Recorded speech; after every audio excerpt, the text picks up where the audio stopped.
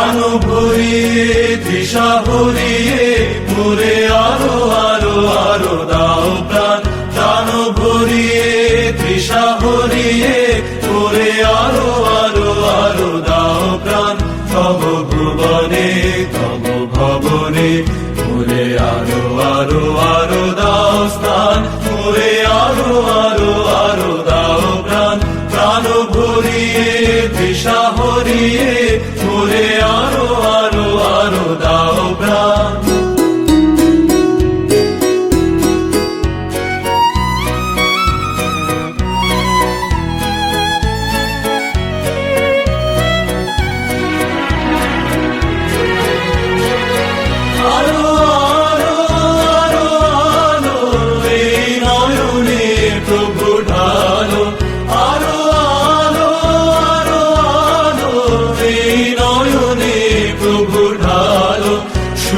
সুরে বাঁশিপুরে তুমি আরো আরো আরো দাও দান, মোরে আরো আরো আরো দাও প্রাণ, প্রাণ ভরিয়ে তৃষা ভরিয়ে মোরে আরো আরো আরো দাও প্রাণ।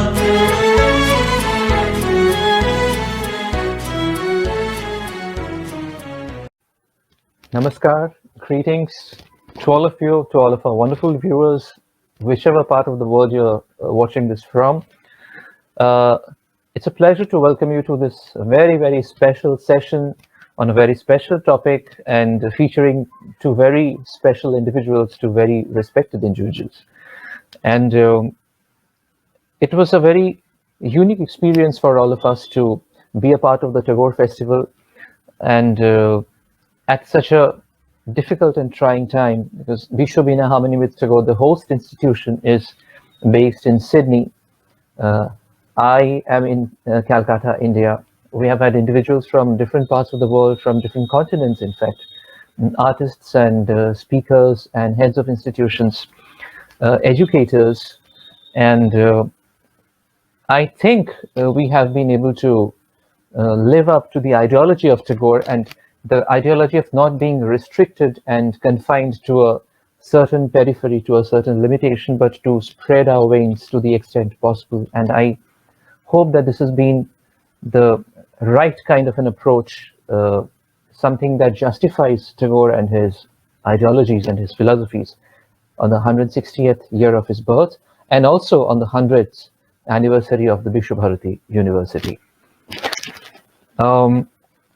Before proceeding further, I would take this opportunity to express our allegiance and gratitude to Multicultural NSW, the main sponsors of this event. Our sincere thanks to Multicultural NSW, and also to the Pramita Motor Group for being with us and being with Bishwobeena and being a part of this wonderful event. The two brilliant individuals who I have the honor of introducing to you are very close to me personally in terms of my personal relation with them. I would mention first Srimati Pramita Mallick. Pramita Mallick, I address her as Pramita Mashi.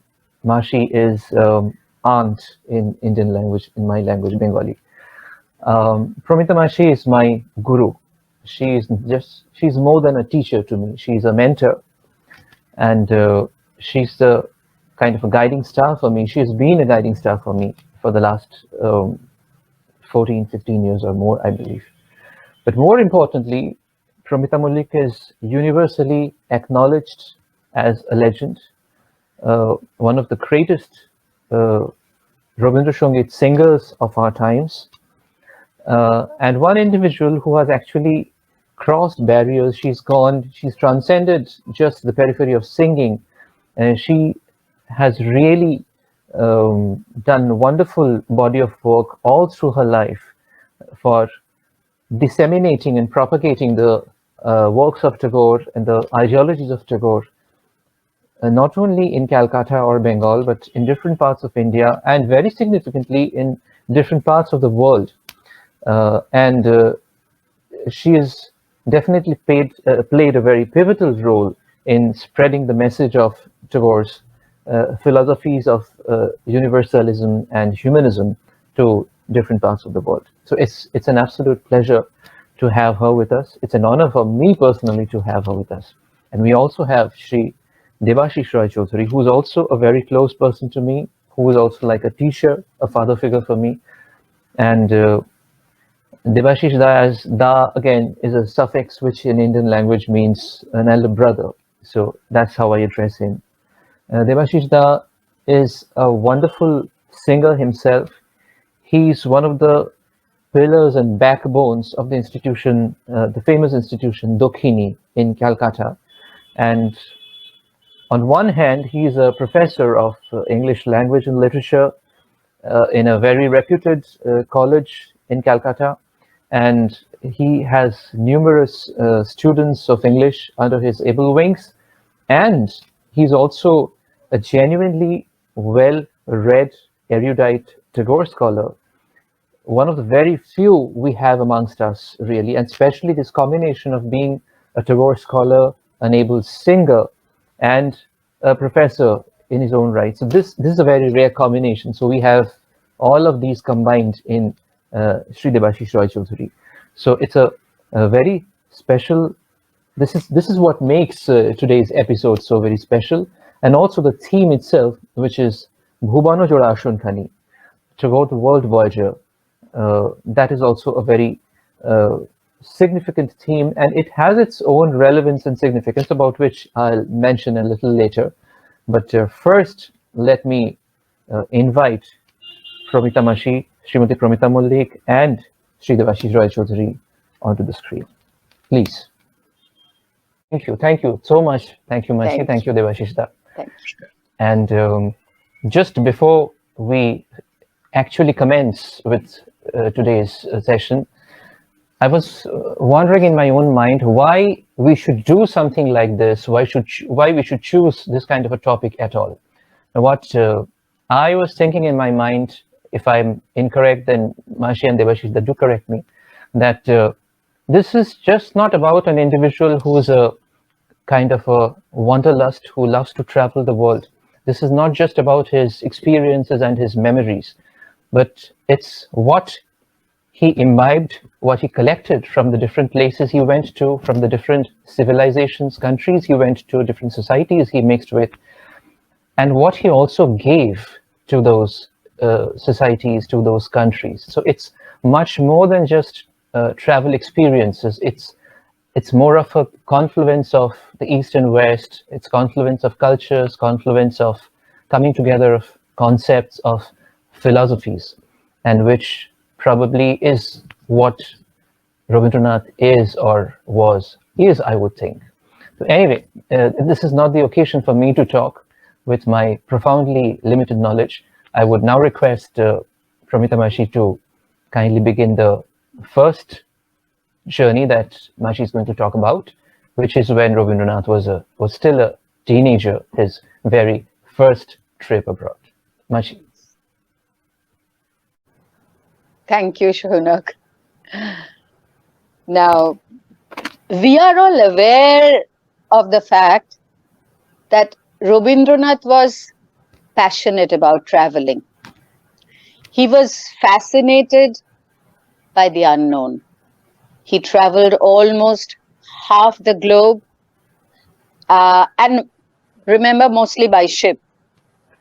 And the sea did not behave very well with him, because each time we know that he used to become seasick. But even that could not dampen his spirit. And you can almost say that his penchant, or the American pronunciation, penchant for traveling, that just kept him on. Right. So sometimes it was for a better understanding and knowledge of a foreign country and its culture. Sometimes he went on invitations from the government or even private invitations. And sometimes even with the hope of collecting funds for Vishwabharati. And how? By lectures. We all know that. Right. Now, as Sounak has just mentioned, that his first trip abroad was in 1878, when he was just a 17-year-old teenager. But this trip was quite different from the others, because this is the first trip and maybe the only trip. Why maybe? It was the only trip when his voyage was decided by his elders and actually by his father, Maharishi Debendranath Tagore. When his family members understood that young Robbie would not go back to school, they had become quite worried. And he was a very introvert, shy kind of boy. And they decided, as was prevalent in those days, that he would be sent to England to read law. And after studying law, to become a barrister. So they had high hopes about him. But to send an introvert, shy, young boy straight to England, who was not really familiar with the English culture, English etiquettes. So for that, it was decided that he would be first sent to Ahmedabad to stay with his Mejo Dada, his second elder brother, the second son of Maharishi Debendranath, who was the first ICS of India, first Indian ICS. So his official residence was Shahibagh, and because Shotendranath's official duty always kept him away from home, he could not give much time to young Rabindranath. So Rabindranath was busy browsing through books, reading English literature, and also composing many songs. And there was not much interaction with people there. So Shotendranath understood that this was not helping him so much. So finally, though he went to Shotendranath in May, in August he was sent to Bombay.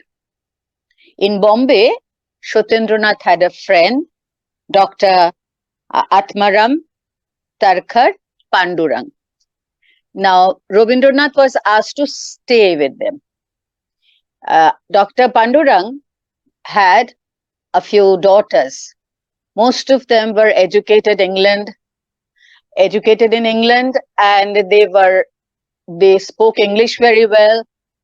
They knew all English culture, etiquette, and everything. And they thought that Rabindranath would learn some manners from them, English manners, formal manners. So he stayed with them, and we all know that he became very friendly with Anna Tarkhar, and he named her Nolini, and even wrote a song about it. But finally, on 20th September, he, along with his Mejo Dada, left for England. So after that, name of the ship was SS Pune. So after reaching Aden, then they crossed Suez, and from there took a train to Alexandria. So in Alexandria, he saw many ships, and he was wondering that probably if his grandfather, Dwarkanath, did not have to sell off his ship, India, to pay off his debts, probably it would have been there. However, from Alexandria, another sea voyage to Brindisi, in Italy, and then train journey through Alps. So finally, via Paris, around the 10th of October, he went to London. He reached London. But in the beginning, he didn't stay in London. Satyendrannath's family, his wife and his children, they all at that time were living in Brighton, near London, not very far. So it was like a beach town with the sea nearby. And for Rabindranath, it was a blessing. So after reaching a foreign land, he was not among foreigners. He was with his own family. And that is how a very sweet relationship grew between the children and the uncle. So, because he was very introvert by nature, gradually he started opening up. Because in Brighton was not as big, not half as big as London. And very often there would be balls, dinners, in which Tagore was invariably invited. So gradually he picked up their manners, their way of speaking, and he also learned to dance. I'll talk about this dancing later, but let's see then what happens. Was he studying at all? Yes, he was admitted to a school in Brighton, but then again, it was, the elders understood that he wouldn't learn much and he had to go to London. So then he was sent to London in January 1789. And he met Loken Palit, who would be his lifelong friend. And he also, while he was studying in the University College of London, he wrote about his English teacher, Henry Morley. He was a fantastic teacher and he spoke very well, and he imparted a love for English language and English literature, and he loved his students very much. And Tagore often wrote about him even much later in his life. One thing, makes me wonder that Tagore's grandfather, Prince Dwarkanath Tagore, he was buried in a cemetery in Kensal Green in London. And so was one of Satyendranath's children. And I've been to that cemetery, but we don't really know if Rabindranath had visited it. Even if he did, there's no document to show that he had visited. So I find that a bit strange. But then what else did he do? He went to the parliament.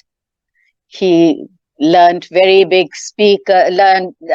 he listened to very big speakers of Gladstone and others. And then he started living with the Scott family.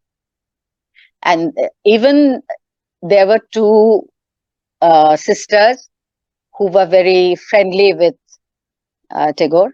And Rabindranath was particularly fond of Lucy Scott. And all this while, he was singing. And his English songs were quite appreciated by everyone almost. And then, he also, all this while, he wrote for Bharati. And at that time, Bharati, that magazine, was being edited by Rabindranath's elder brother, Dijendranath. Rabindranath, a mere lad of 17, 18, he was absolutely floored by the Free Society of England. And he spoke very highly of the English ladies and how they how intellectually superior they were, and he kept on comparing them with our Bengali ladies, and he criticized the way our Bengali women were treated by their husbands, by the family, etc., and as if they were in bondage. So that angered Dijendranath. So along with Rabindranath's article in Bharati, he also came back with editorials criticizing Tagore, rebuking him, almost scolding him. So if we find all that in Europe Probashir Patro. So after that, Rabindranath's his relationship with the Scots and his intimacy with Lucy, that must have reached India. So suddenly it was decided that Rabindranath would be brought back to India. So there he was, after spending 1.5 years in London without earning any degree, he came back to India. Did this travel, did this stay change him in any way? It did. From an introvert, he became an extrovert. He started talking. He started voicing his opinion. He could mix with even unknown people. And about his dancing, he had learned to dance the lancet and also the gallop, and he had also written that he preferred dancing with pretty girls, obviously a teenager. And this dance, the love of dance, that stayed with him. That is very important, because when he came back, Jyotirindranath had his elder brother Jyotirindranath had written a play called Manmoi. So he had asked Rabindranath to write a song for it. So he wrote Aye Tobe Shahojoli. And not only that, he got their family members, girls, to dance with it, to make dance movements in circular movements. So that was quite a new thing, something novel, which he introduced. And later on, that also, when he wrote his Kalmri Goya, and when he introduced the Bono Debis, he made them, little dance steps and choreography on stage. That was his contribution, which he had learnt in Europe. So another thing is that when he started his own school in Shantiniketan, and when he wrote his first plays, he often danced with his own song. And he also made the students, boys at that time, to do little dance movements. And this love, that kept on steering him towards introducing dance in a big way in Shantiniketan. And that is how a very novel, a very unique way of dance style, which is often called the Rabindric dance style, because there's a synergy of various kinds of dances. These, these dances were kind of put together, and they came out as a proper dance form. But when Rabindranath first started his dances with his own music, those were basically Western dances. We come to know about this from Shantidev Ghosh's memoirs. Now, I would like to end this by quoting him about this particular trip. So he said, Bilete gelam, barrister hoyni. I went to England, didn't become a barrister. জীবনের গোড়াকার কাঠামোটাকে নাড়া দেবার মতো ধাক্কা পাইনি. There was not a proper push to change the inner inner construction of my being, inner structure of my being. But নিজের মধ্যে নিয়েছি পূর্ব পশ্চিমের হাত মেলানো. I assimilated the unity, the meeting of the East and the West. So this was the education which he received when he was a mere teenager and which stayed with him till he passed away. Right, and this is probably one of the central guiding themes also of his life, and to which he had come back again and again. And as you, Yes. Mashi, rightly said now, that imbibing something, learning something, being inspired by something from the West or from any other place for the matter, he would never limit himself or restrict himself to Never. A particular geographical periphery or something. Boundary, yes. Right, right. So that's absolutely interesting and fascinating, and especially learning about the dances of the young Rabindranath. And another thing you might be interested, he was admired for his looks. Oh yes, So that, absolutely. yes, The, which he really portrait- liked. The portrait which is hanging behind you, that is probably a little later in his life.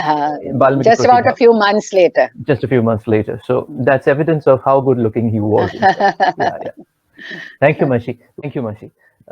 We'll now go on to the next session, well, the next episode in Rabindranath's life, the next trip, which is a very, very important trip in his life for reasons more than one. This would be the trip which would change the course of his life for himself and make him the Rabindranath for which we adore him, for which we worship him, and the world knows him. This was the trip in 1912, his visits to England and the United States. And I would request Debashish Das, Debashish Raychaudhuri, to please join me and enlighten us on the details of this trip. Thank you, Sounak. This episode will deal with Tagore in 1912 and 1913, his trip to England and the US, as Sounak has already mentioned. I'm going to refer to some of my notes, otherwise I keep on meandering and probably not be within my time frame. So I would be constantly looking at certain notes. So don't get irritated if I am not looking at you. So I would start with his arrival in London on 16th June 1912, which turned out to be an almost disaster because they were traveling in the tube of London from Charing Cross to Bloomsbury, and they had lost the hallowed manuscript of the English version of Gitanjali. Fortunately, it was retrieved from the left luggage office the very next day. The only person Tagore knew at that time in London was probably the British painter William Rothenstein, who initially read the manuscript of Gitanjali first, and he was full of exultation, and it was he who had contacted Yeats, and it was he who had introduced Tagore to all the writers and painters and artists and thinkers of London. And it was he who had arranged for the publication of the English Gitanjali initially by the India Society and finally by the Macmillan. Now, for this, Tagore was extremely grateful to him, and he expressed his gratitude by dedicating the English Gitanjali to William Rothenstein. I'm going to refer to a number of dates which are important for the climax that took place with the announcement of the Nobel Prize. On 27th June, Yeats first met Rabindranath Tagore at Rothenstein's place. On July 7th, Yeats read poems from Gitanjali at Rothenstein's house. There was a soiree which was arranged by him, and there were very important people who were his listeners. On 10th July, we find that a dinner was arranged for in honor of Rabindranath at the Trocadero restaurant. By September, we find Yeats had completed writing the introduction to Gitanjali. On 2nd of October 1912, we find Ezra Pound spending the whole day. He dined with Tagore, and on the 3rd of October, he spent the whole day with Tagore. He was so impressed. They had a discussion on prosody together because both of them were poets. And Rothenstein was sketching Tagore while they were having the conversation. And in the afternoon, Rabindranath himself read out from his own poems and sang the song versions in Bangla. Now, this had a magical influence on Ezra Pound, and a tremendous enthusiasm was expressed by him, not only by him, but by many of the Britishers. I can quote Paul Nash, who was Rothenstein's friend. He commented, "I would read Gitanjali as I would read the Bible for comfort and for strength." That was what Paul Nash had said. And in March 1913, the book was published by Macmillan. By 13th November, on 13th November, the news came of Gitanjali winning the Nobel Prize. Now, within this very short period, there were 10 reprints of Gitanjali. So this tells us how popular, almost overnight popular, this book became in England. We all know about Wilfrid Owen, his untimely, very tragic death in the trenches. And we found in his diary, he had noted a few lines of Tagore, and that was, "When I go from hence, let this be my parting words, that what I have seen is unsurpassable." So these words had touched the heart of Wilfrid Owen, the young soldier and poet.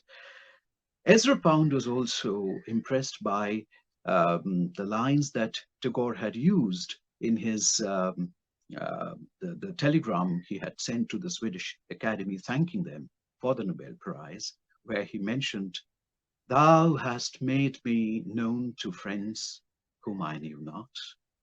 Thou hast given me seats in houses not my own. Thou hast brought the distant near and made a brother of the stranger." In Bangla, "Koto ajana re janaile tumi, koto ghore dile ঠাঁই, দূর কে করিলে নিকট বন্ধু, পরকে করিলে ভাই, কত অজানারে জানাইলে তুমি, কত ঘরে দিলে ঠাঁই। With the success of Gitanjali, Tagore's image as a mystic poet had become very popular, which Yeats wanted to uphold. But it is not quite true for Tagore, the short story writer, Tagore, the novelist, Tagore, the writer of the polemical essays. And Tagore too he had a very ambivalent attitude regarding this. You know, he partly played up to the image and the way he conducted himself, and he also the way he translated his works. But this is something he later regretted quite a lot. The tremendous influence that he had on the public mind can be proved by another statement by Frances Cornford, who was Charles Darwin's granddaughter. She had met Tagore in Cambridge in July 1912, and she wrote, "I can now imagine a powerful and gentle Christ, which I never could before." So they could find in his spirituality a human spirit of Christ. That was very important. So after this, I would quickly move to America.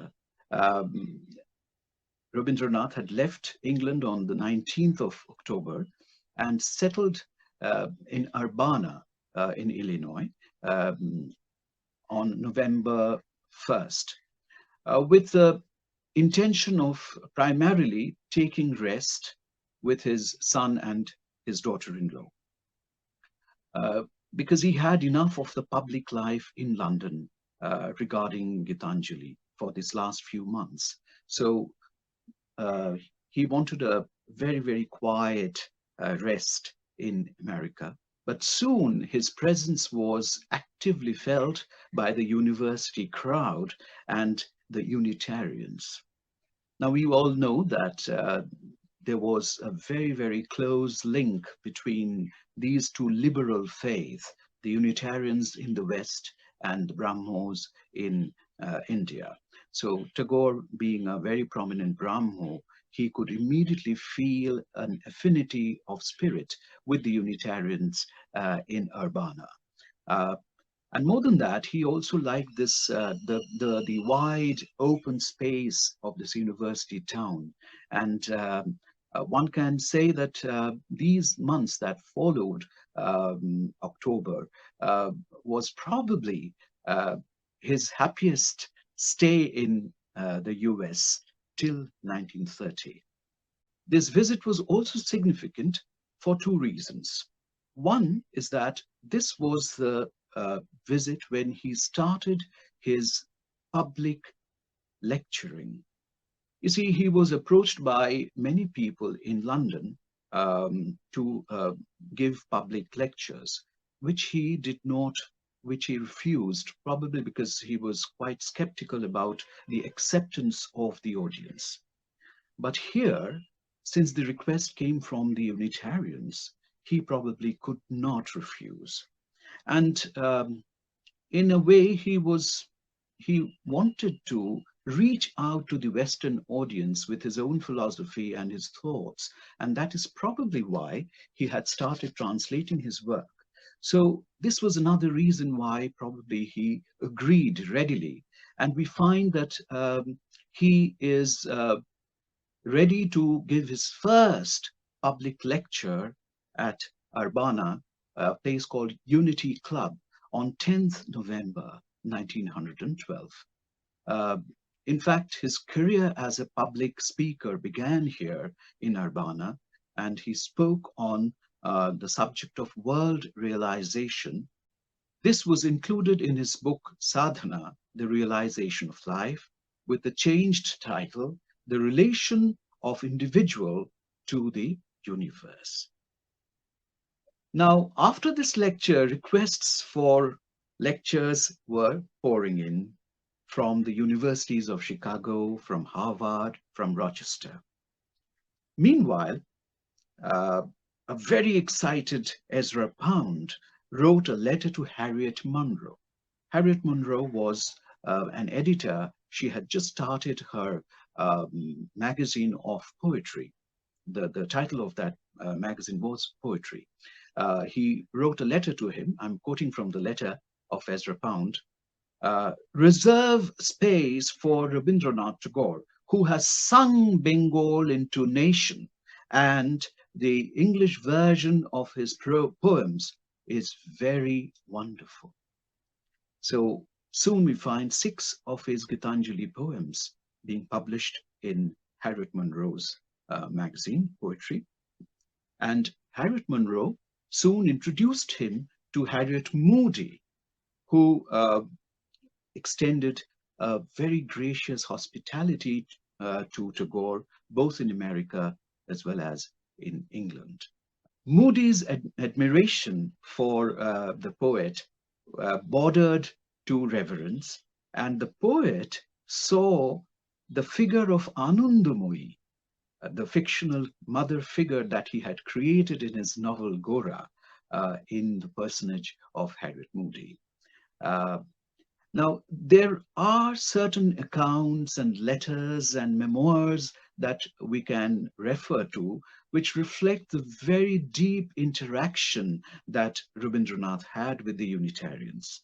But I think that there is a lot of other interactions which are left unrecorded.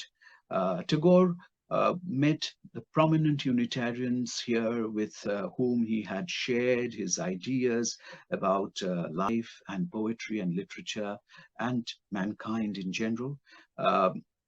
In fact, he was keen to build up a liberal world society with the spirituality of the East and the dynamism and scientific spirit of the West. So this kind of an interaction made Tagore believe that he is slowly reaching his goal.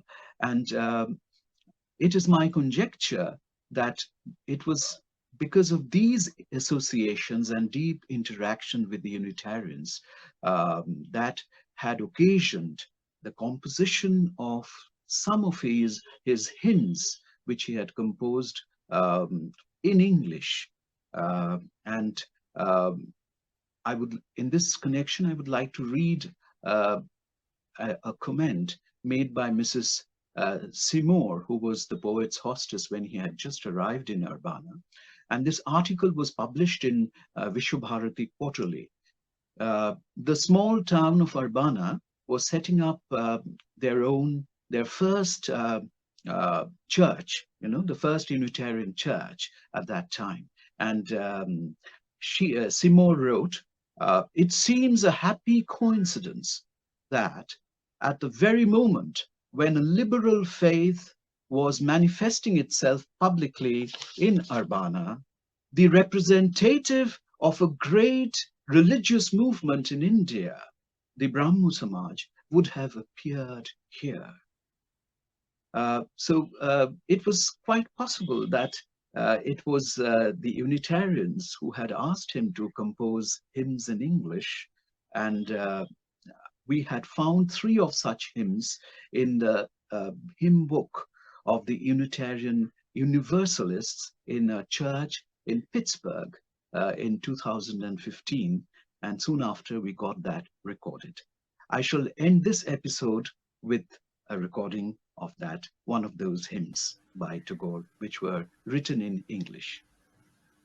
Thank you so much, Debashish. I was in fact wondering that if I could request you to play one of those beautiful songs for us. Yeah, we'll do that. We'll do that. Yeah, and just for an passing information, this collection of songs, the CD, this was an awarded album. It received numerous prestigious awards and was acclaimed for its uniqueness, in fact. Okay, so let's have the song right now. Yeah.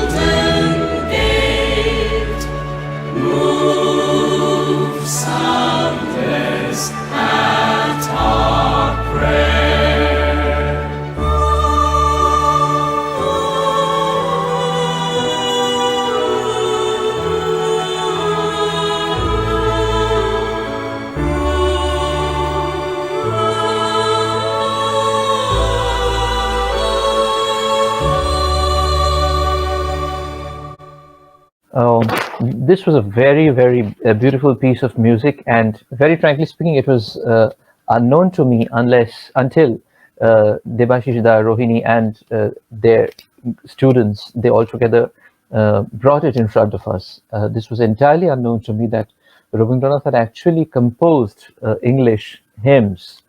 These are not translations, but are original compositions of Rabindranath.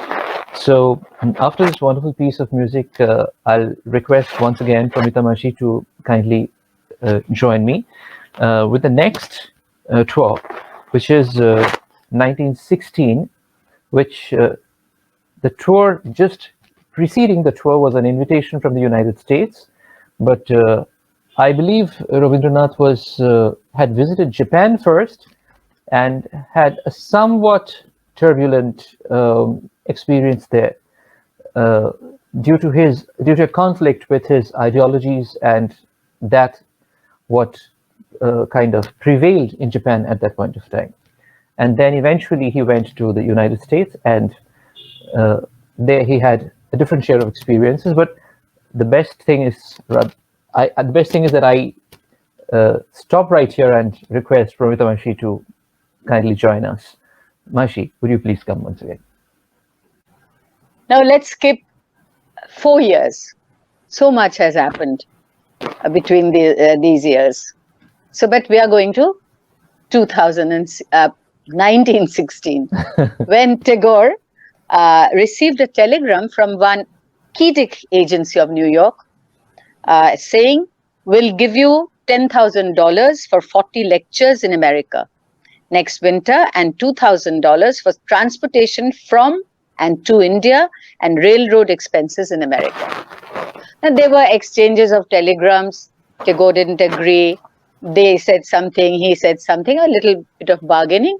Finally, a telegram came saying that they were willing to cover all his expenses plus $12,000 for his lectures. But unfortunately, Tagore was leaving for Japan the very next day. So he didn't have the time to reply to that telegram. However, at this time, he was very excited about the prospect of going to America, then about going to Japan, because he was going to Japan for the first time. And any kind of travel actually excited him so much that sometimes, he didn't even consider the practical things, whether that would be beneficial for him or whether that would suit him, his health. He didn't think about all these things. In fact, I will just read out a very tiny portion from a letter which he wrote to his friend Thompson. The day after tomorrow, I go to Calcutta, and then to the south, and then I know not where, possibly across the Pacific. For some time past, I have been feeling restless. It is the migratory instinct in me. I have a meeting place on the other side of the sea, and I feel homesick for the wide world. Wow. So he was very keen to go to Japan also. And they started, finally, after a lot of logistic problem, they started on the 3rd of May, 1916. And with him were C.F. Andrews, William Pearson, and the young artist, Mukulde. So they started, and his birthday came in between, and at that time they were in Rangoon, where it was celebrated with great pomp. And then, because this was a cargo ship, it stopped at various places like Penang, Singapore, Hong Kong, for loading and unloading cargoes. And after that, before reaching Japan, there was a fierce storm in South China Sea. And this is important for the reason that while everybody else was busy trying to save the ship, Tagore was busy singing, and he wrote while the storm was raging and there were lashes of, rain. He stood on the deck and he composed Bhubano Jora Asonok. So that was Tagore. However, he reached Kobe on the 29th of May, 1916, which was a kind of commercial town which he didn't like much. After that, he went to Osaka and delivered his first lecture. And then he went to Tokyo. He lived at the residence of the famous painter Taikan, whom he had met earlier in India. And he was very, he was great, a great admirer of Taikan's painting, and also of the painting of Kanzan Shimomura. And he wished very much to, get 2 copies of their paintings so that he could bring them back to India when he came back. So he came in contact with a famous art connoisseur and a very rich person, Tomitaro Hara. So Hara's name will come up again. So Hara introduced him to a very young artist whose name was Campo Arai. He was a young painter, and he made 2 beautiful copies, which were later sent to India. And in fact, Campo Arai also visited Shantiniketan on Tagore's invitation. And the connoisseur, the Tomita Hara-san, as he is known as, he understood that Tagore would not like to live in a city, and he had a huge sprawling country house, and with huge grounds and trees, lakes, etc. And Rabindranath loved this place and spent nearly 2.5 months there. In fact, he wrote his Stray Birds there. And he wrote, "I'm being treated like a king." This place is known as the Sankyen Garden. I had the privilege of visiting this place when I was invited to Japan on the centenary of his first visit in 2016. And I also had the privilege of being shown around by Kampo Arai's grandson. So that is that was quite an experience for me. And the museum is still so beautiful. And from there, of course, he went to Tokyo, went to other places to give lectures. But mostly, he was very well received, and people just loved him. But he spoke at the Tokyo University, he spoke at the UNO Park, and they were attended by huge crowds. And of all the lectures that Tagore gave, the very important ones were the nation and the spirit of Japan. This was during the first years of the First World War. This is important because at this time, China was taking a severe beating from Japan. Tagore, in his speech, who was a humanist and who liked human freedom, he openly criticized the Japanese aggression and said that Japan was trying to follow the colonial mentality of the West, which would not be good for Japan, because he loved Japan. So this criticism did not sit well with everyone. Many people got very angry, and some of them belonged to the higher authority, and many of his lectures were cancelled also. Tagore did not care. He said whatever he wanted to say. So the day he left Japan, it is said that only his host was there at the port to see him off. Even though the day he arrived, there were huge crowds to welcome him. So he said his opinion was very frank and very clear on nationalism. He believed that a feeling of narrow parochial nationalism could never be good for the human race. He praised Japan in many things, about their aesthetics, about their work culture, about their about everything practically, the tea serving ceremony, about music, and everything was good about Japan, and the people, he just loved them. But he said, he warned them. He wrote, "The political civilization which has sprung up from the soil of Europe and is overrunning the whole world like some prolific weed is based upon exclusiveness. It is always watchful to keep the aliens at bay or to exterminate them." He did not want the Japanese to do this. And he said, he called this was a wholesale feeding of nation upon nation.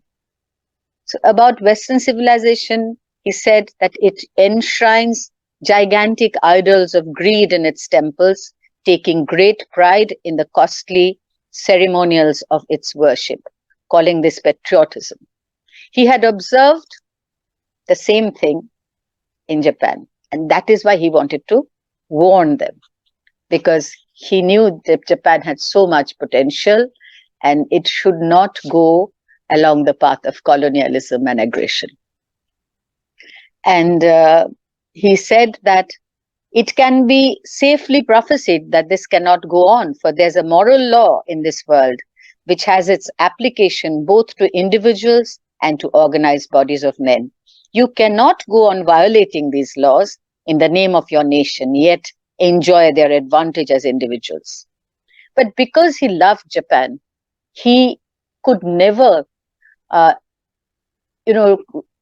criticize it very badly. He always said that you can still redeem yourself. Don't do that. Don't do that. That's not your path. Don't follow the West blindly. So even though some of the proud Japanese, who were very, who believed in that very strict nationalism, they did not like what Tagore said, he still made many friends there who were very faithful to him, and they liked his humanism and him as a person. During this time, he also started writing that, following that haiku style of small, short poems. And he had written for Hara-san, the owner of the Sanken Gardens, "The same lotus of our clime blooms here with the same sweetness, only in another name. সেই আমাদের দেশের পদ্ম তেমনি মধুর হেসে ফুটেছে ভাই অন্য নামে অন্য সুদূর দেশে." This was the poem. So after that, something had developed. Because he could not reply to that telegram sent by the Kittick agency, now that entire lecture trip in America was being sponsored and organized by Pond Lyceum Agency. So Pond Lyceum Agency was headed by Mr. Pond, who took charge of Tagore's trip to America. After he reached, he would take charge. Now, Rabindranath reached Seattle because he sailed across the Pacific, and Andrews, of course, came back, and Pearson and Mukul, they stayed with him. Now, from the very first day, Pond made him, do the lecturing. So he had prepared a few lectures, and there was a little conspiracy among, nobody really knows whether it's true.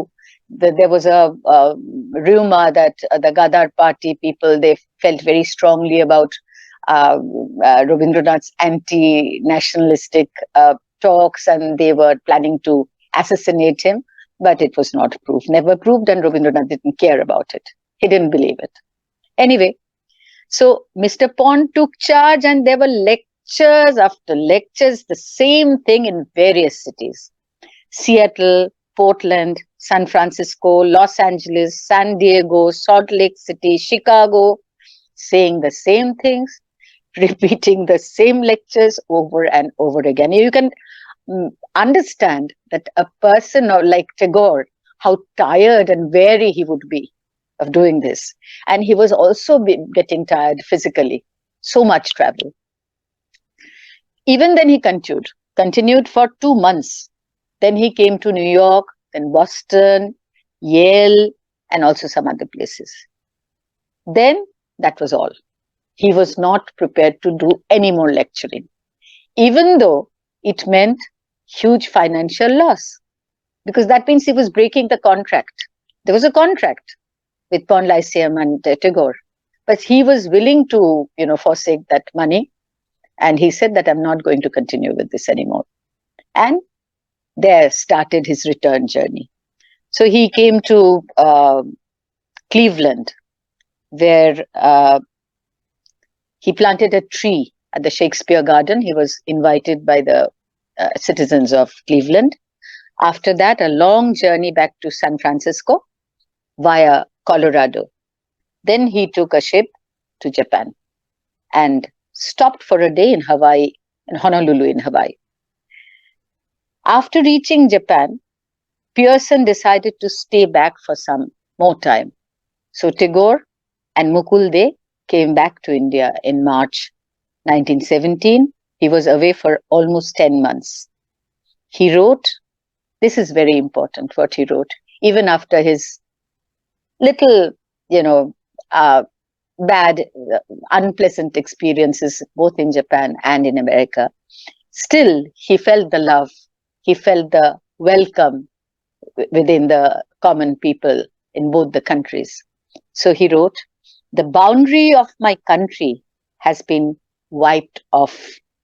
I shall only be free when I am able to include all countries into a single one within my heart. So this was his 1916 journey.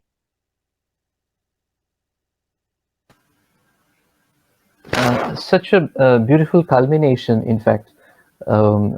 Rabindranath would always transcend irritations and unpleasantnesses in his life, and he had that the divine strength, I would imagine, that he could, unlike most of us common mortals, he could rise above.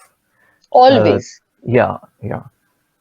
And in fact, I remember in one of your most celebrated albums, Mashi, there was the reference to the Christian missionary who would keep drawing comparisons between Christianity and Hinduism at the corner of a ship, and he would transcend his irritation by writing a new song.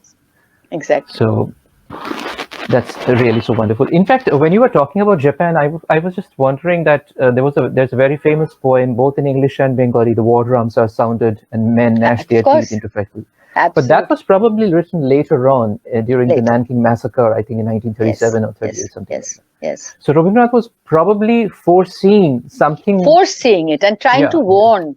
Japan was his favorite country. Right. And he didn't want it to fall into the trap. He thought it was a trap laid by the West. That's exactly what happened, and which finally culminated in the Hiroshima, thankfully after Rabindranath's death. So wonderful. Thank you so much, Mashi. This was so interesting. That was really wonderful, Mashi. And now I would once again request Debashish Da to enlighten us about the next trip, very significant trip to a new continent, to a new land, and one trip that would yield beautiful poetry and very memorable experiences with one individual who has often been mentioned as his muse for the last couple of decades of his life. So next is his travels to South America. Debashish, may I request you to please come once again. Well, Sounak, I would like to begin this episode with the quotation that I have used in my earlier episode. Mm-hmm. Thou hast made me known to friends whom I knew not. Thou hast given me seats in houses not my own. In many ways, these lines were true for the man who uttered them. If we look at his visit to Argentina in 1924-25, we find that he enters into a brief but very significant phase of creativity and friendship, which was absolutely unplanned and unexpected. The poet had embarked on a journey to Peru, responding to an official invitation to celebrate the centenary of the country's achieving freedom from the Spanish colonial power. While traveling, the poet fell ill, and on his arrival at Buenos Aires, the doctors advised him total rest and announced to his secretary, Leonard Elmhurst, that his travel to Peru would have to be cancelled. Now, Tagore was worried, as that would be a breach of contract on his part, and also losing a good amount of money that the Peruvian government had promised for Vishwabharati. But unwell as he was, travel was impossible. He needed to take rest for a month at least. This forced rest of Tagore in Argentina gave the aristocratic Argentine lady, Senora Victoria Ocampo, an opportunity to host the poet, who was already a well-known literary figure in South America. Tagore and Elmhurst accepted the invitation. Victoria was a beautiful and accomplished lady with a literary flair who had developed an admiration for the poet by reading the Spanish version of Gitanjali. It immediately struck a chord in her heart, anguished by her toxic marriage and a secret clandestine affair with her husband's cousin. Later on, she had commented in a letter to Tagore, I quote, "I think I never loved any other poems with such intensity. unquote. It was therefore a dream come true, something quite beyond her expectation, to see the poet of Gitanjali, quite a hero for her, from so close a proximity. She went quite out of her way financially to host him at the Villa Miralrio. Soon, the threesome, Tagore, his confidante and honorary secretary Leonard Elmhurst, and Victoria Ocampo, rechristened by the poet as Vijaya, entered into a rather complicated personal equation. Victoria suffered because, according to Elmhurst, besides having a keen understanding of his books, she was in love with the poet. But instead of being content to build friendship on the basis of intellect, she was in a hurry to establish that kind of proprietary right over him, which he absolutely would not brook. Elmhurst himself, on his part, fell in love with Victoria, as she had confided to him about her broken marriage and her loneliness, but held back from him the full-fledged affair that she was into. She had no choice but to turn down all the advances of Elmhurst because her love interest was already fixed. Young and confused Elmhurst would constantly suffer but put up an extremely civil front to balance this delicate situation.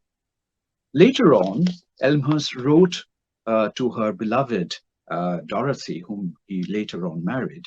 I'm quoting from this letter. Our hostess was quite, next to the poet himself, the most difficult person I have ever come across. I felt now and then as if I was in charge of a madhouse. That was his comment. Tagore, though enjoyed the comfort of the idyllic villa and was eager to communicate with Vijaya in personal, aesthetic, and literary levels, a tremendous urge to break free from the bindings and expectations of a prolonged stay in a foreign land under the obligation of a generous hostess constantly irked him.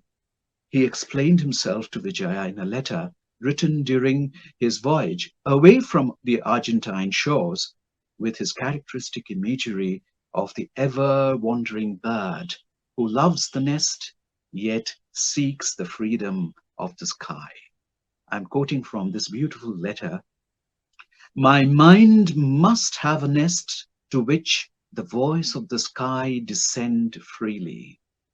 Whenever there is the least sign of the nest becoming a jealous rival to the sky, my mind, like a migrant bird, tries to take flight to a distant shore. I tell you all this because I know you love me. I believe that your love may in some way help me in my fulfillment. Tagore was very right in his self-assessment.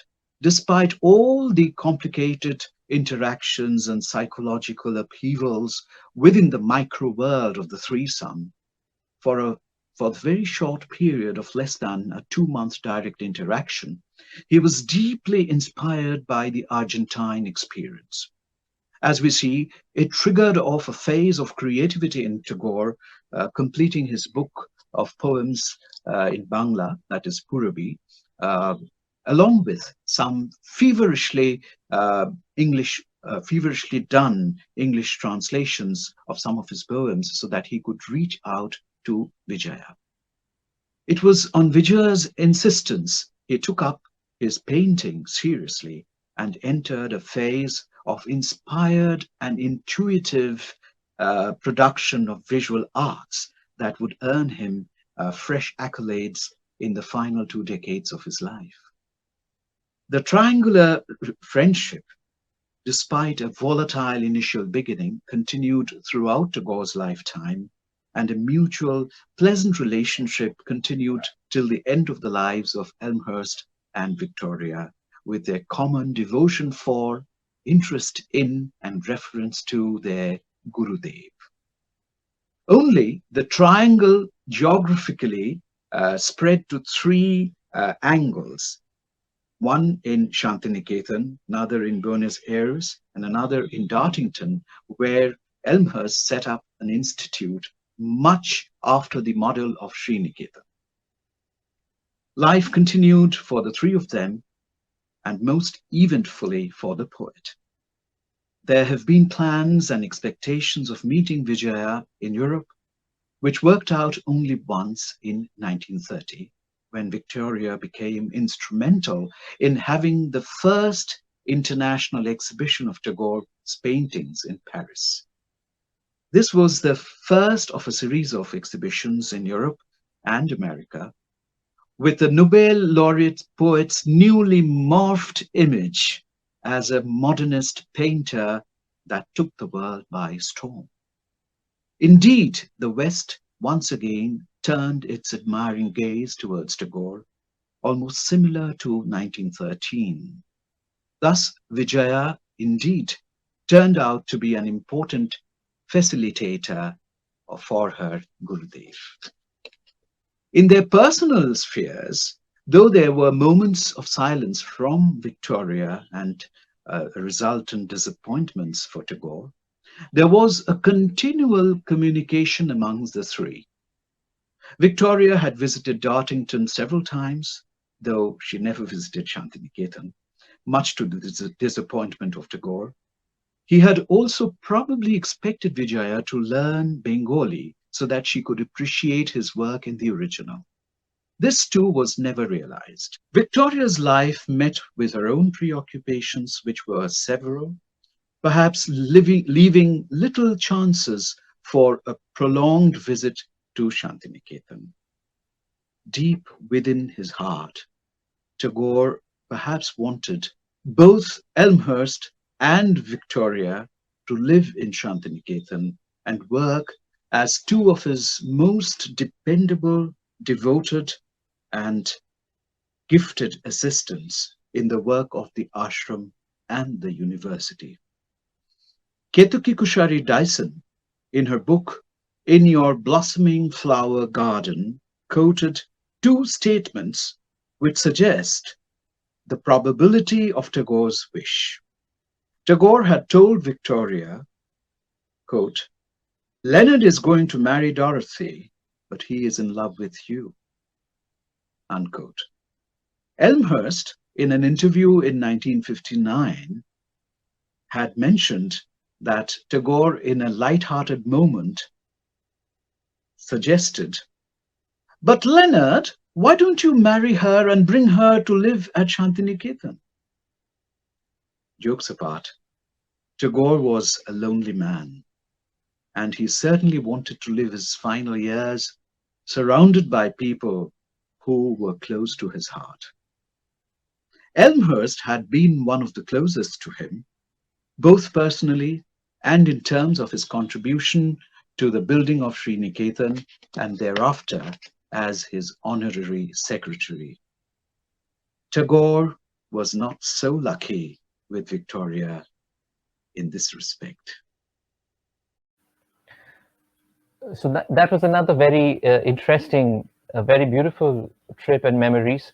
But as long as I remember, when we were discussing this particular episode with Pramita Mashi and Debashish, Mashi had mentioned that on the way back from South America, he would take a temporary rest in Europe, and something very interesting transpired there. Mashi, may I request you to please join us one more time, and unless I'm mistaken, if I'm saying the right thing, then please do enlighten us about what it was actually. Yeah, it is indeed very interesting. Okay. So while coming back from South America, he had to change ship. So he made a stopover in, it was a long, from Argentina to Italy. So he stopped, there was a stopover at Genoa in Italy. So at that time, Italy was under fascist ruler Mussolini, and a reception was arranged for Rabindranath. and that was arranged in Milan. And there were many receptions. But Tagore was quite, sick. Moreover, he was very tired, and he didn't want to spend much time. So one reception at Milan was enough for him. But probably it was manipulated in such a way that he met Professor Formicki, an expert in Sanskrit. So Tagore refused all these invitations, but then Professor Formicki became quite close to him, and Tagore did not really understand why at that time. So then he went to Venice, and from Venice he took his he made his journey back to India. Then why this liaison with Formicki was important, we will see. So his first relation with Italy, that way, an official relationship that started, on his return journey from Argentina. What happened after he came back to Vishwabharati? Professor Formicki was invited by Tagore to come and join as a Sanskrit, because he wanted Vishwabharati to become a place where there'll be international scholars, and there'll be all imparting knowledge, and there'll be exchange of views, etc. Then suddenly another professor from Italy, Professor Tucci, another Orientalist, he was sent, and by Mussolini, by the government, and his salary was to be sponsored by the Italian government. Not only that, he carried with him, very expensive volumes of Italian books. And Tagore was overwhelmed. He was very happy that Mussolini had sent him such lovely books. So he immediately replied, thanking Mussolini profusely for such a generous gift. He was really overwhelmed. He did not realize at that time that Mussolini already had a very bad name all over. He was a fascist ruler, and where there was, in his regime, there was no scope for any kind of free thinking, free thought, any kind of criticism. All the intellectuals and free thinkers were, sometimes they were being silenced permanently or sent to exile. Tagore was not aware of all this. And at this time, Mussolini, why did he take interest in Tagore? Because he knew that he was disliked by most intellectuals and thinking people. Now, he wanted to gather support from people who were famous across the world for their humanitarian outlooks, for their righteousness, for their honesty, for their humanism. So he thought that if he could get Tagore to praise him and praise his regime, then that would probably be good for him. So it was a complete manipulation which Rabindranath did not understand. Being a man of his intellect, sometimes I'm quite surprised that why didn't he understand? Was he very eager to visit Italy, or it's really that he believed whatever Mussolini was feeding him? A letter of invitation came from Formicki that the government was inviting him to go to Italy, and he was very happy, very excited, and without again thinking whether he should go to the fascist Italy at that time, he decided to go. At this time, Rabindranath and his wife Pratima Devi and Prashant Mahalnabish and his wife Rani Mahalnabish, Nirmal Kumari Mahalnabish, they also traveled with him. So there was quite a fiasco while they were going, because Formicki didn't want the Mahalnabish couple to go. So that's a long story, so I'm just not saying that again. But finally, they could manage to meet him at Naples, in Italy itself. And Rabindranath was given a royal reception. and arrangements were made for him to stay in the best hotel. And his local guardian was Formiki, and his interpreter too. Formiki's sole duty was to sing the praise of Napoleon and to keep away people who were against fascism and Mussolini, sorry, I said Napoleon, and who would, so that Tagore did not get the proper picture, the actual picture of what was happening in Italy. The poet, excited as a young child to be actually in Italy, a country known to him through the writings of Goethe, Shelley, Keats, Byron, Browning, etc., was in a trance and believed what was fed to him. From his meetings with Mussolini, which were quite often, and visiting places where he was taken, all his tours, sightseeing, everything was being arranged by Formiki. Wherever he was taking Tagore, Tagore was going. So he didn't realize the actual condition or see the ugly face of fascism. He saw that the country was being governed quite efficiently and that everything from the outside looked quite glassy and bright. Still, he was a bit hesitant because he was not sure if the common people were happy or if they were free. He had his doubts. So he wrote regularly in the newspaper, but unfortunately, none in the group knew Italian. So whatever Tagore was saying, that was being translated by Formiki and given to the newspapers, given to press. So it was not that Tagore's actual opinions were being published. Whatever Formiki wanted, twisted and turned, whatever Tagore was saying, and all that twisted version would be published. And in fact, many people were quite appalled. They were really surprised. He had many friends in Europe. So they were wondering what was wrong with Tagore. And none in the group, Prashanto Mahalnabish or Rabindranath, they could not fathom the damage that was being done to the poet's reputation as a humanist. However, Tagore was very keen to meet the very famous Professor Benedetto Croce, who was a great humanist, and Tagore held him in great esteem.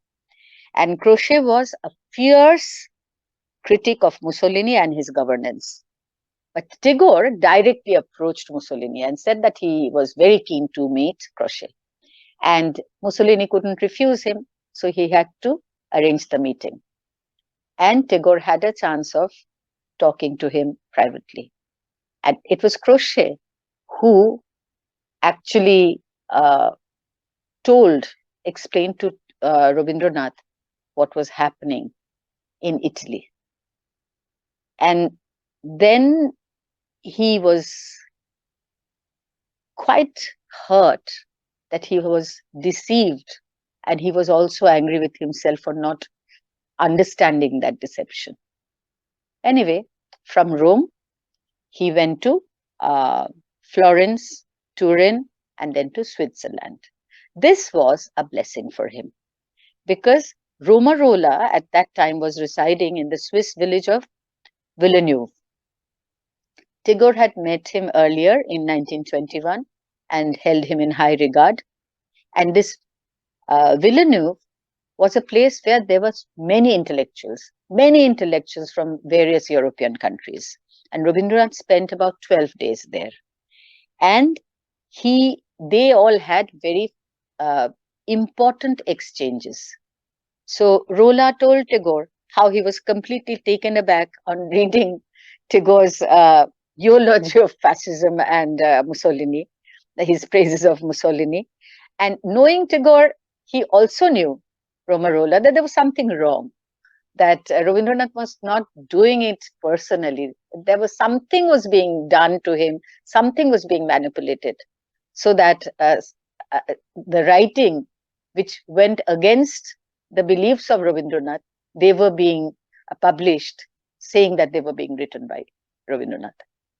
So Obviously, Tagore was kept in the dark. So he explained everything very categorically, very frankly, very candidly. And he told about all the intellectuals and professors who had managed to flee Italy. In fact, Roland introduced the poet to many of them, as I told you before. It was as if with a rude shock that Tagore woke up from a hypnotic trance, so to say. And he was totally disillusioned. And he immediately tried to rectify his earlier mistake. He wrote a letter to Andrews, told him that he wanted to publish something about Mussolini, and he wanted to publish it in England. So there was one of his articles which came out in Manchester Garden, and in that he criticized fascism very badly, and he also criticized Mussolini. Obviously, Mussolini and his satellites, they were livid with anger, and they started abusing Tagore.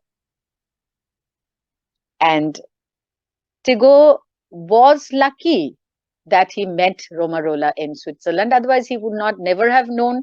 And can you imagine the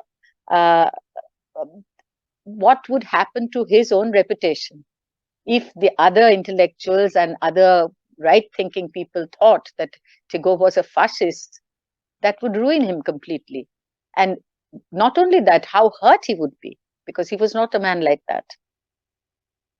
So, naturally, he would face an ignominy if he would in Europe, and that would be a huge blow for him otherwise. But he somehow managed to avoid that.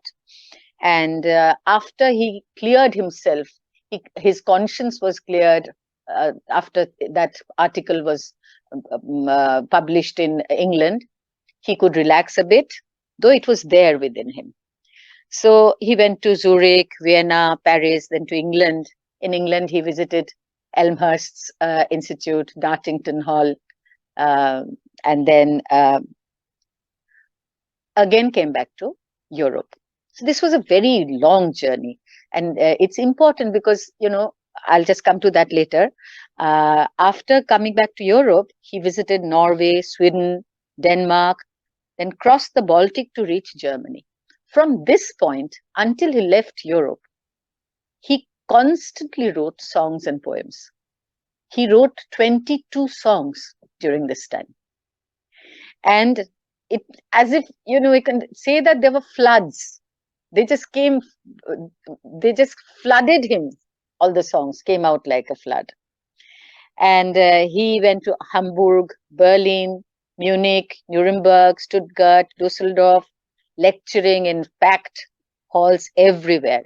Then to Prague, Vienna. By the way, in Prague, when I went to Prague, I found a lane called Takurova. And there was a little park. The lane was called Takurova. And there was a little a park with his bust, which I had a recital there. And then from there, he went to Vienna, then to Budapest in Hungary, where he fell sick because he was traveling all the time. And he was not that young anymore. It was 1926. So, and the doctor said, no, you have to rest for a while. So the people in Budapest, they said that there was Lake Balaton very close by, and there's a beautiful sanatorium. You could go there and take rest there. So he went to Balaton, and the sanatorium which he stayed in, that overlooked the lake Balaton. And he planted a tree there.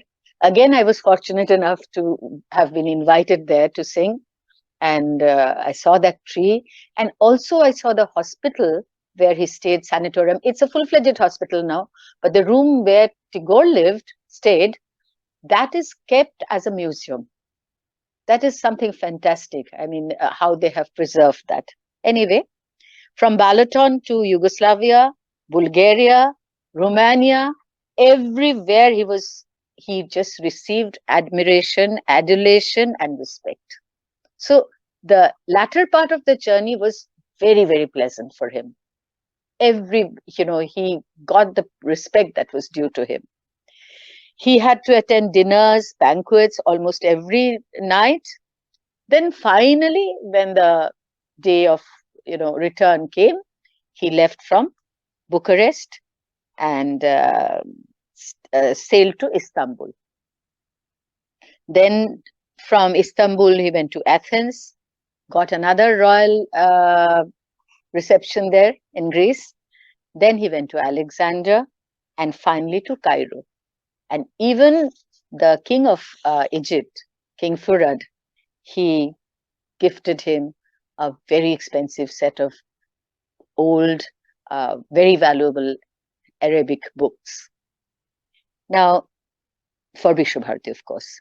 The poet spent around 8 months in Europe, and the early humiliation and bitterness of Italy gradually gave way to his positive spirit, which Sounak was just talking about a little while ago. So hence, at the last leg of his journey on November 25th, 1926, in Piraeus, in Greece, only he could write. All the wounds, as many losses, more false than falsehoods. The moment's young, sharp blades of grass will remain below. What did not happen? What you did not get? Who has not repaid your debt? That is all a mirage and will vanish behind you. This image of incomparable beauty your eyes have just seen, the morning sun on the crimson horizon, this is the ultimate gift, the fulfillment of life, truth's joyous manifestation. Here it rises. So that was our Tagore. Could we hear a line of this song, Masi? That's a trick. You are playing the trick of for Mickey. Such a beautiful song. jato khoti jato miche hote miche nimeshero kushankuro pore robe niche khato jato khoti jato ki holo na কি পেলে না কি তব শোধে নিলে না সে সকলে মরিচিকা মিলাইবে পিছে মিছে হতে মিছে ক্ষত যত ক্ষতি যত। I don't think I should say anything further after this. We'll go on to the next part, which is the last part, in fact, and another very interesting and significant of his trips. So I'll ask Debashish to join us. And thank you so much, Mashi. Thank you you made all the difference with this extremely beautiful and divine song. Thank you. Thank you so much. Well, now I shall concentrate on a particular year in Tagore's life, 1930. This was one of the most significant, hectic, and important years in the life of the poet. He traveled to different countries of Europe, visited Russia, and visited America for the last time. He geared up for a year-long tour to the West, initially to respond to the invitation from the Oxford University to deliver a series of the prestigious Hibbert Lecture. But in the back of his mind, he was extremely eager to find out if his paintings, the harvest of his mature years, leave any impression in the area of European art. In 1912, he had carried the manuscript of the English translation of Gitanjali during his visit to England. Without expecting the dramatic turns of events, that were to follow. In March 1930, he was carrying a formidable portfolio of some 400 of his paintings when he arrived at the French Riviera. This time, he probably was more hopeful of his hitherto unexplored prospect. Though there were inspiration and appreciation for his painting from the non-Indians like Victoria Ocampo and Marguerite Millward, by and large, the Indian response was disappointing for him. Indeed, the Indian eye was not prepared for his unconventional works. Even some Westerners like Sturge Moore, Albert Kahn, Roma Roland, and even Andrews could not relate Tagore's latest creation of visual arts to his image of the sage-like Indian poet. It was at this crucial juncture that Victoria Ocampo, Tagore's Vijaya, came to the rescue. If we remember Tagore's significant letter to Vijaya written on board while leaving Argentina in 1925, that read, "I believe that your love may in some way help me in my fulfillment." Indeed, after a gap of 5 years, Vijaya's efforts brought fulfillment to the poet's life in the form of helping him in gaining recognition of the West as a visual artist. On May 2nd, an exhibition of Tagore's paintings started at Galerie Pigalle in Paris. Victoria had successfully mobilized her friends to make this happen. Among them were the famous Paul Valéry and Georges Henri Rivière. On the other hand, Tagore's admirers like André Carpelès and Countess Anna de Noailles also involved all their influences to make this happen. This exhibition was attended by the who's who of the Parisian art world, and accolades and critical acclaims soon recognized this new facet of the Nobel laureate. This certainly rejuvenated Tagore, and the world resumed its interest in him.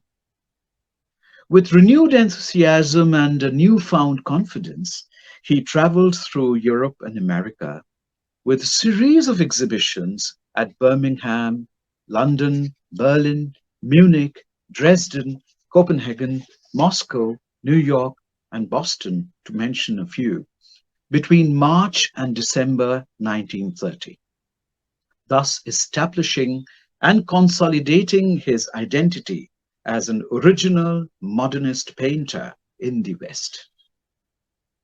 This was in stark contrast to the total lack of reception and understanding of his visual adventures in India.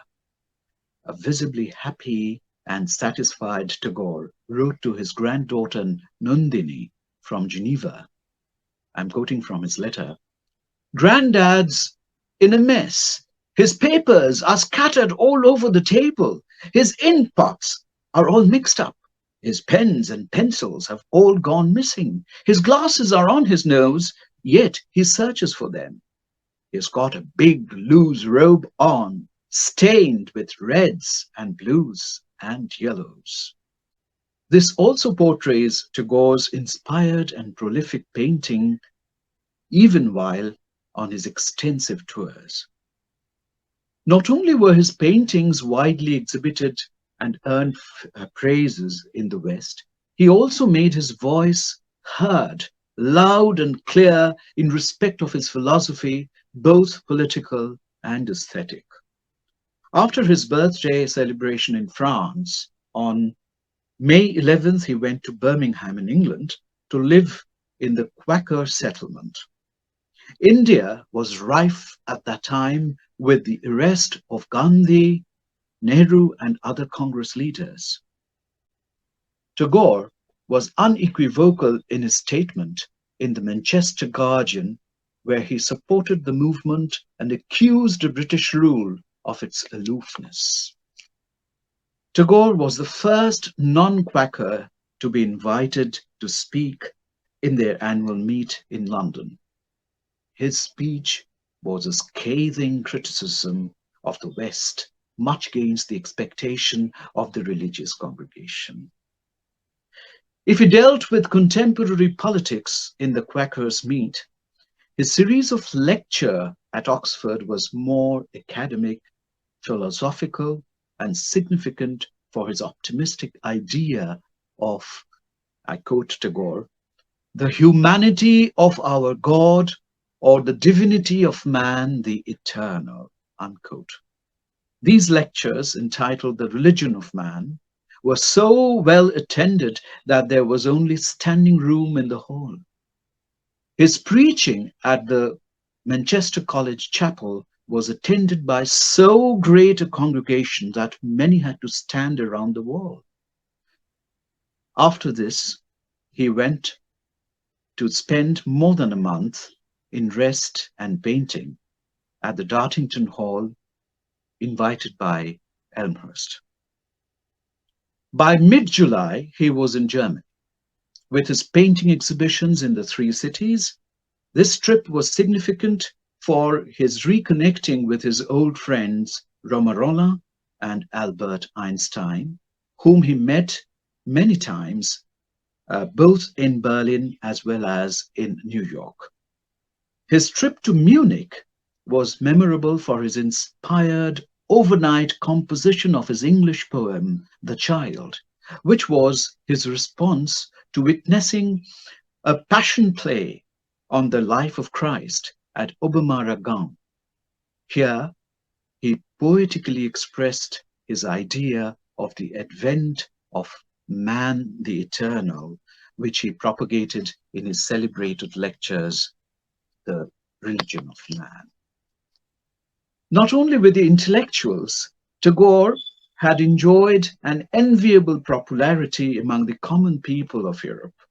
When he was leaving the arena of enactment at Obermara-Gau, there was a hushed whisper among the audience, "How like our prophet." So in Tagore, they saw their prophet once again.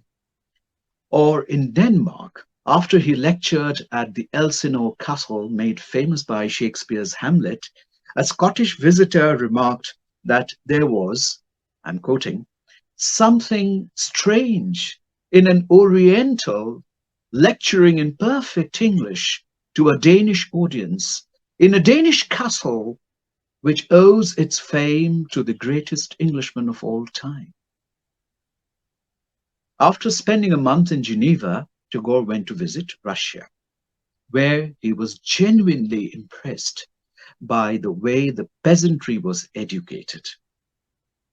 Personally, he always held education to be more important than politics, but he was equally vocal in warning them against the class hatred that would be counterproductive.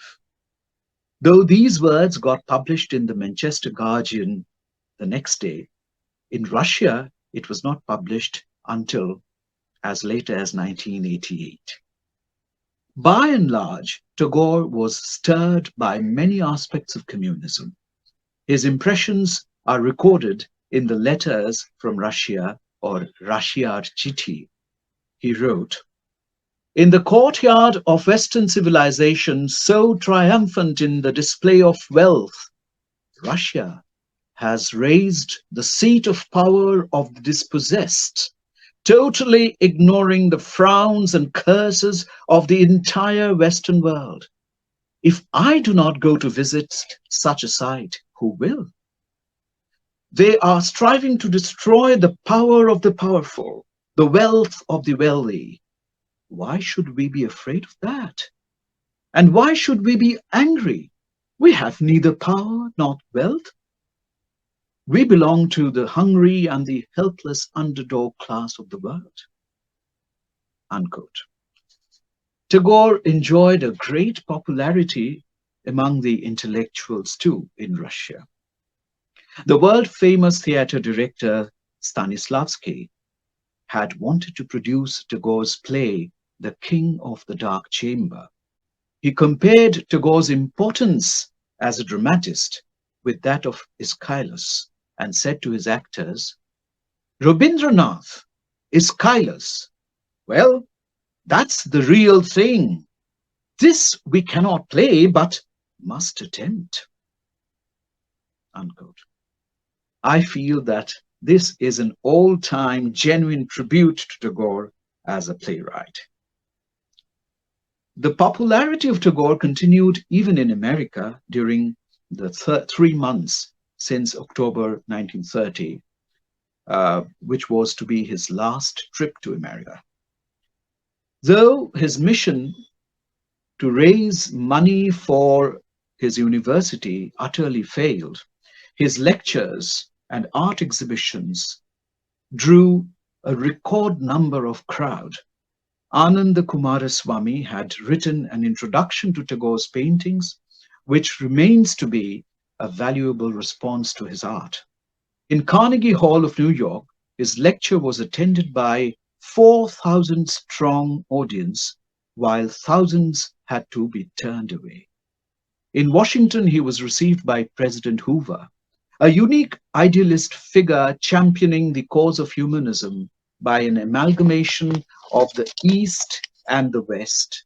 Tagore, now reasonably disillusioned, not to care much about his personal popularity, was critiquing Western civilization quite ferociously. For him, civilization, as the West interpreted it, was quite a dirty word now. He said in a state dinner given in his honor, I'm quoting from his statement, "The age belongs to the West, and humanity must be grateful to you for your science. But you have exploited those who are helpless and humiliated those who are unfortunate with this gift. A great portion of the world suffers from your civilization." Unquote. Tagore met his admirer Will Durant, who inscribed his famous book, The Case for India, to Tagore with the comment, "You alone are sufficient reason why India should be free." He returned to England in December, and in the presence of Bernard Shaw at an influential gathering, he criticized the League of Nations with an almost prophetic sentence, "I have traveled to different countries lately, and everywhere I have seen these very politicians, how they have bungled their peace conferences and to what end they have brought this great civilization." Shaw could not agree more with Tagore and had commented, "We are the voices crying in the wilderness, you and I." In wilderness or in a packed house, his voice remained in his own times the unavoidable voice of conscience that rang through the Western world. In retrospection, the 1930 tour was a finale to the 70-year-old Tagore's extensive and long engagement with the West, which had started when he was barely 17. Though primarily a poet, his presence was felt in the social, philosophical, aesthetic, and political spheres of the world dominated by the West. Acceptance or rejection notwithstanding, he won the Western gaze, full of awe and admiration, even during his last tour, as a true citizen of the world, which was no mean achievement for a colonized citizen of the British Empire. Thank you. I'm honestly at a loss of words as to what I should say, and I think the best option would be not to say anything. It's been such a beautiful experience for me, and I'm sure for all our viewers. It's been such an enriching and enlightening experience. We've learned so much, we have known so much. So rather than spending any more time, I would like to call in again at the very end the two brilliant personalities we have had the honor of listening to today. Pramita Mashi and Debashish Da, may we have both of you one last time. May we thank you personally on my behalf and on behalf of Bishwobeena-Harmony with Tagore for enlightening us and for sharing these wonderful stories, these wonderful lessons, experiences. And I'm sure we'll all carry this for a very long time. And I'm sure this will help us to kind of wait through this difficult times that we are in at this point of time.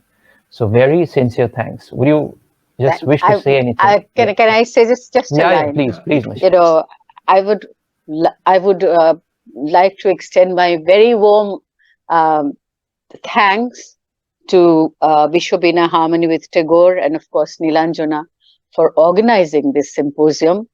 And last but not the least, it gives me great pleasure to be sharing the stage with my dear pupil, who's more like a son to me, Sounak Chattopadhyay, and a brother-like friend, Debashish, whom I greatly respect as a person and also as an erudite scholar.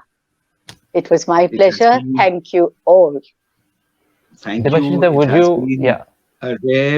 A rare privilege for us to be here, a part of this symposium, and it was really an experience listening to Pramita Di, and also the very competent way that Sounak has conducted the entire show. And I hope the audience would like this. They are, I think they would enjoy this entire session. Thank you very much indeed. Okay, so absolutely, it was a pleasure, and thank you. I'm sure the viewers would like this, and do spread the message, do share the link with your friends and family, and so that as many people can see it as possible. Thank you from all of us.